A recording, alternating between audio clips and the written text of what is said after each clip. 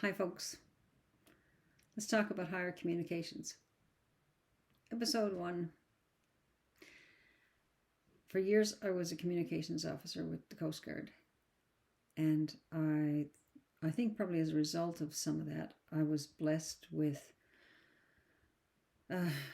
many night shifts of listening to what we call the big set, sometimes with a set of headphones on, and more times with my ear pressed up against the speaker, twiddling dials, looking for signals, looking for any kind of communication, distress communications, anybody that needed help. For years. And so when I retired from the Coast Guard, I was blessed with a experience which showed me what we have access to while still in these physical forms. There are huge changes that are happening on the planet now, which are calling our awareness to task, or getting us to pay attention to our awareness. And so this is part of why I wanted to share what I've learned, if it helps somebody else realize they're not actually going crazy. This is their higher crew they're hearing. So I started doing quantum healing hypnosis technique, and all of us practitioners were getting, through the clients and our own practices, we're getting the same information, that as the energies increase on the planet as a result of coronal mass ejections from our beautiful sun, as well as shifts within the planet itself, we're being given higher awareness right now. And it's a beautiful thing.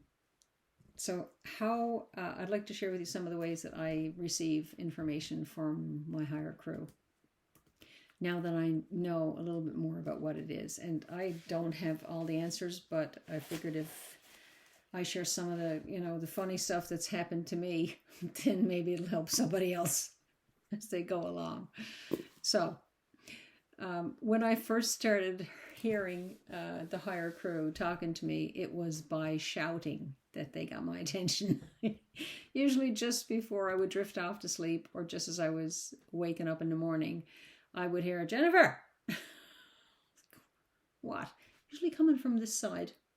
Like somebody's like right here saying, "Jennifer, wake up!" It's like, hey, remember the first time I heard it, I came bolt upright into bed, looking around for whoever the heck had broken into the house. And of course, there's nobody there. But there was something that, it was usually early in the morning when that would happen. And there's the practice, this is years later now, the practice that I have is I love getting up early in the morning, going to bed early enough that I can wake up at, oh God, anytime between 2 and 5, when everything else is really quiet. Everybody else, there's no, Texas is fairly quiet where I live now, but even more quiet. And I'd get a pot of tea or a glass of hot water or something, and then go into a meditation. And it's easy to meditate. It feels like cheating. It's easy for me to meditate when there's nothing else going on, and the list of things to do, which starts as soon as I wake up normally in the morning with the parrots, and it can be busy. So that, hour or 2 hours that I would have in the morning was pretty cool. So they don't have to shout at me anymore. I wake up at that time fairly regularly. And when I go into meditation, or when I sit still, I get insights and ideas. Ideas that come to you I'm hearing is a good way to describe it, so it doesn't sound quite so woo-woo or ridiculous. Thoughts or ideas that come to you that go, "Oh, that's really cool," or, "Oh, that's a really interesting way of handling that. Why didn't I think of that before? Oh, well, time wasn't right." So I get information when I'm sitting in meditation. They don't have to shout any longer. And the bridge to when I started to, I think probably didn't realize I was going to share this part today. However,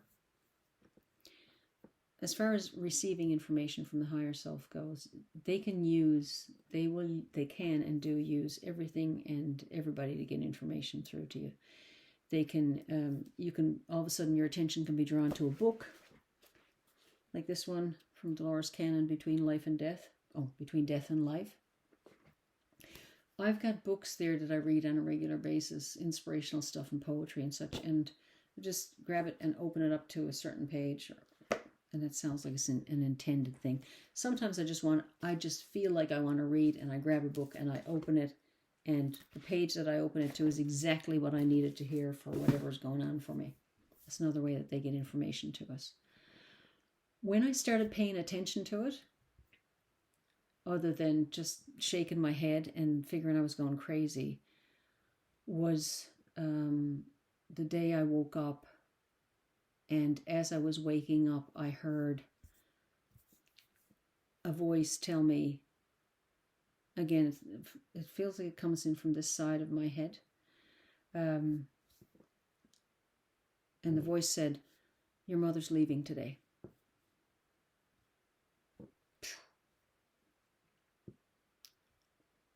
My mom left the next day.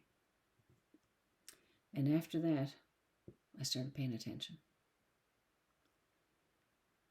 and spending a little more time carving out space where I could sit in stillness and pay attention. Yeah. So that's some of the ways that you can receive information from your higher self. You can also, people talk about goosebumps. Everybody knows what goosebumps are. Some people call those truth bumps. Sometimes information, energy, which may not be quantified with anything else, but energy coming in, which is altering the frequency of the body, can come in as a feeling of heat, like a hormonal hot flash, but it's not. So it can be heat, or it can be goosebumps for no particular reason at all, other than all of a sudden you get goosebumps when you hear something. And it's a resonance that's happening within your body of truth for you. So I'm going to make a note. The only other thing I'd like to share with you right now, okay, a couple of things actually. We are, and all the practitioners, we've been told we're moving into a space of awareness, higher awareness for all of our senses. And what that has been translating into, for me, as well as a lot of other people, is the ability to see through deception. When people are speaking to you, if they say one thing, but the rest of their body language says something else, or the rest of their energy says something else, then you're noticing that there's something that's not quite right. You might not be aware of what it is at the time, but that all that stuff comes out in the wash. So there's that. And a way that they can get information to you as well, and I'm hearing to define they. What's the higher self? I can tell you what I've discovered about the higher self, and this discovery for me is constantly changing and growing, and the awarenesses are off the chart. But what I've noticed about it so far, or what I have learned about it so far in the clients that I've done and through my own practices, is that the higher self appears to be a bigger part of me that's linked to everybody else, that's not exactly the same as everybody else's higher self, but they're all connected, that did not have to be squished into these bodies when we came to these bodies on Earth, because these bodies come from Earth. Carbon units, water, energy. They came from Mother Gaia. They came from the Earth. They're going back to the Earth. We all know that. What animates them is part of Source. the part of source, that spark, God working through us, that spark is a tiny fragment of what the bigger piece of what we actually are. And the bigger part of what we actually are is what I refer to as the higher self. That's been with you through all your lifetimes, through all this lifetime, knows you better than anybody, maybe better than we know ourselves, and has information and is around to guide us. The awareness of that guidance is coming to everybody now. And it's going to come in different ways for everybody because we're all unique individuals. But there are commonalities. And one of them is hearing